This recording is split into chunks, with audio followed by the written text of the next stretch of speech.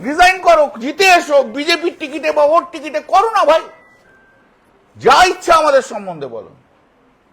এসব দোঁয়াশলা, বিশ্বাসঘাতক, গদ্দার। এরা সুখের পায়রা। কাকলি ঘোষ দস্তিদার ছাড়া আর সবাই 2011 পর দলে এসছে, এরা অন্য কেউ কোনো লড়াই করেনি। আর ফিল্মস্টাররা হচ্ছে ভিনদেশি সব তারা। এদের ধারণা হচ্ছে যে যেহেতু পাবলিক আমাদের দিকে দৌড়ে দৌড়ে আসে, অর্থাৎ পার্লামেন্টেও সবাই আমাদের পিছনে পিছন থেকে দৌড়ে আসবে।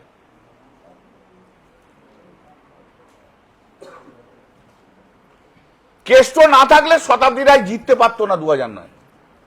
লিখে নিন।